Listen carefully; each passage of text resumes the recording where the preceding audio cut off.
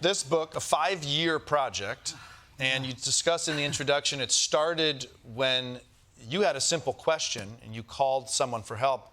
Is meat really this bad for the climate? Yeah, and the answer was yes. Duh. I mean, I was an energy and climate guy. Yeah. I had written a piece about my own green life. I'd gotten an all-electric Chevy Bolt. I'd put solar panels on my roof. Yep. And I had a line, kind of a throwaway line about how I wasn't some kind of eco-saint. I was doing it because clean energy was cheap. That I didn't line dry my laundry. I didn't unplug my computer at night. I still eat meat. Yeah. And I realized I didn't know. Yeah. So I called this guy, and he told me. And it occurred to me that if I was this spectacularly ignorant about meat and agriculture, which turns out to be it's our leading driver of deforestation, of water pollution, of water shortages, and it's a third of our climate problem, and I didn't know squat about it. So I figured if I was this spectacularly ignorant, other people probably were too. Why is eating meat associated with land? Back it up for, let's just say the host of the show is a total idiot. Well, look, I mean, I think, agriculture, when I say it's a climate problem, people think, oh, yeah, the diesel tractors, the burping cows and farting cows, the fertilizer. Honestly, if you say fart, this audience laughs. I know. It's funny. Yeah. But the real problem is that we're losing a soccer field worth of forest every 6 seconds to agriculture. That we are eating the earth, right? And at this point, people know that cities and suburbs take up a lot of land. Well, that's 1% of our land.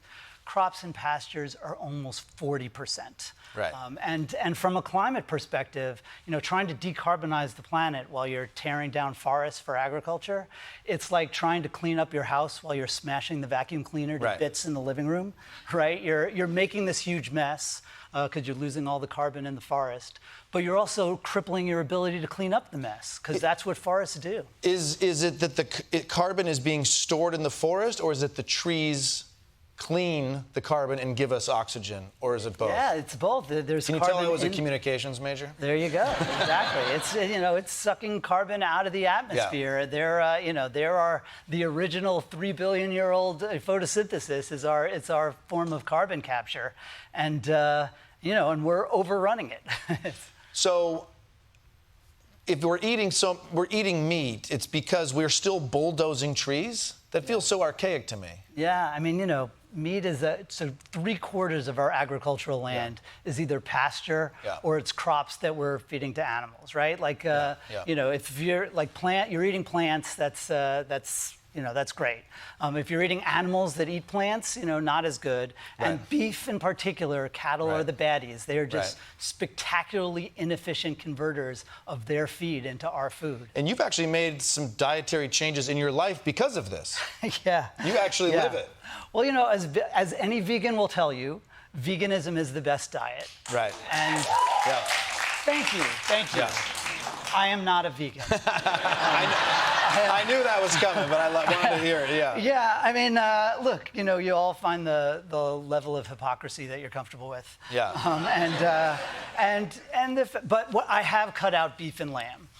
Because cattle are really the problem, and so dairy's bad. It's even worse than chicken and pork. Yeah. But cattle make milk several times a day. Yeah. They make beef once in their life. Right. And so beef is about 10 times worse than chicken or pork from a climate perspective. Talk about some of you mentioned this a lot in the book, these alternative protein sources. I mean, when Beyond Meat came out years ago, the stock price was $250 a share. I looked it up today, it's $2. Yeah. Talk a little bit about how you tackled that in the book. It's funny. I started my reporting in 2019 at the Good Food Institute conference, which is kind of the convening for all the different kinds of fake meats and fake milks, everybody who's trying to replace animal agriculture. agriculture. And it was right after Beyond went public, and the exuberance was just off the charts. There were kind of serious conversations about whether we're going to get rid of the entire $1.5 trillion meat industry in 10 or 15 years. Yeah. My joke was that I thought I was going to accidentally raise a Series A round in the drinks line. Right. And then I actually, near the end of my reporting, I went back to the Good Food Institute in 2023. And of course, by then, the entire boom had busted, and it was all doom and gloom. Yeah. And what were we even thinking, taking on this incredibly entrenched industry? And my feeling is that the peak of inflated expectations was excessive, and now the trough of disillusionment is excessive. That this is a very exciting technology. Right now, it's only 90% as good as meat, and it costs a little bit more. So if you're not writing a book about food and the climate, there's not really a good reason to buy it. So it hasn't done so well in the marketplace. But the cow is a pretty mature technology, and this stuff isn't. Well, one thing that's great in the book is there are optimistic moments. And you talk about how, hey, the Impossible Burger or Beyond Meat, it's a lot better than the vegan hockey puck of 20 years ago. So we have room to improve. What are some of the other solutions? Yeah, I do think that, 20 years ago when I started writing about energy and climate, there were no alternatives to fossil fuels. And right now we're in the midst of this clean energy revolution. And it's just sort of a question of when. Now, food and land, we're sort of 20 years behind. We're at that place where everybody's upset about all the progress that Donald Trump is rolling back for clean energy. Well, for clean food, we don't really have any progress to roll back. Nothing has gotten traction. But I've seen all kinds of exciting solutions, not just the fake meats, but I've seen alternative fertilizers where they gene edit microbes to snatch nitrogen out of the air and feed it to crops. Or alternative pesticides where they use the technology, the mRNA stuff behind the COVID vaccines to literally constipate potato beetles to death. It's incredible. At the University of Illinois, they are literally reinventing photosynthesis, which has done like a pretty decent job maintaining life on Earth for a few billion years. But it turns out it's really inefficient. And they are using artificial intelligence, gene editing, big data to essentially engineer out the inefficiencies, and they think they can increase yields 50%. They take agriculture very seriously at the University of Illinois. It's my alma mater. They put the library underground because they didn't want to bulldoze their experimental plot of corn. Well, the Moreau plots. So grass-fed beef. I buy my eggs from a small farm. I get my dairy from the farmer's market. I buy grass-fed beef. I'm a hero, yes? Oh, Michael, I'm sorry, but, it's great. Eating local is fine. And knowing your farmer, that's wonderful. But what really matters from a climate and environmental perspective is sort of what you're eating and how it's grown, how efficiently it's grown, right? We're on track to deforest another dozen Californias worth of land by 2050. And grass-fed beef, for one thing, it's beef. So it's already a huge climate and land use problem, but it's actually worse than factory farmed beef because first of all it's like less efficient, but it's also it takes them longer to get to slaughter weight, so they're alive to burp and fart methane for longer. And we're going to have to be more efficient. See, you said fart, they laughed. We're going to have to be. And this is somewhat controversial. We actually have to be more efficient with the land we use for the calories that we make. That's right. We're going to have to make more food with less land and fewer emissions, right? Because if you're making less food per acre, you're going to need more acres to make food. And that just means more deforestation, more wetland destruction.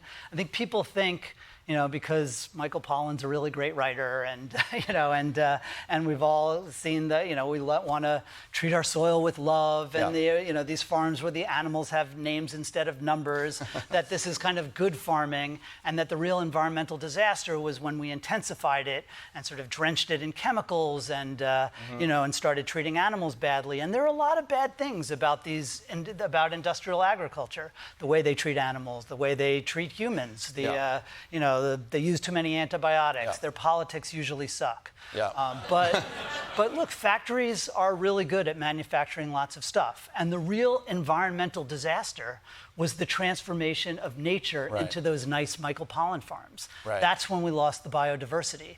That's when we lost the carbon.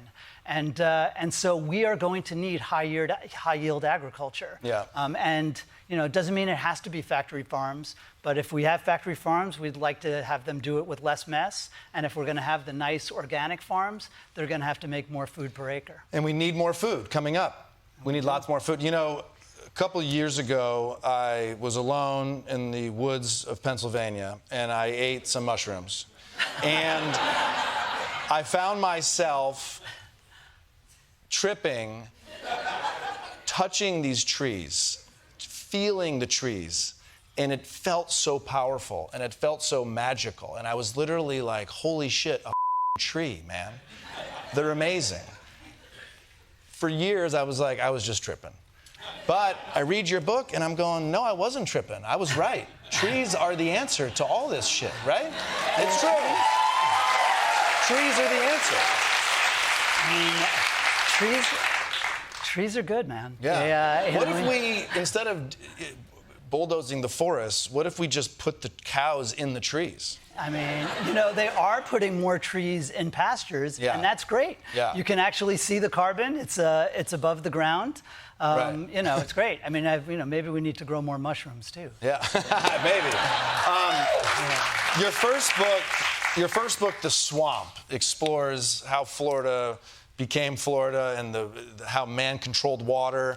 And I love your book. It's changed the way I've looked at our country and the state of Florida and water quality. What's one thing you can share with me, with all of us, that we can learn about water quality in this country, what we should know about water in our rivers and lakes? Well, it's funny. I mean, I know this is literally talking my book, but the problem is agriculture. And I didn't really think about it, but with the Everglades, I wrote about the sugar industry, which was, using so much water and also polluting so much water. And that's what you see around the country. The reason the aquifers under California are parched are because of the agriculture on top of it. The reason the Colorado River is running dry is because they're growing alfalfa next to it and using a lot of water to feed livestock. The reason there's a dead zone the size of Connecticut in the Gulf of Mexico is because of fertilizer running off farms in the Mississippi Valley. The reason there's toxic algae blooms in so many lakes is because agricultural runoff of over-fertilizing. Right. It's an agricultural problem. And look, we need agriculture because we got to eat. And we haven't come up with a better way to do it.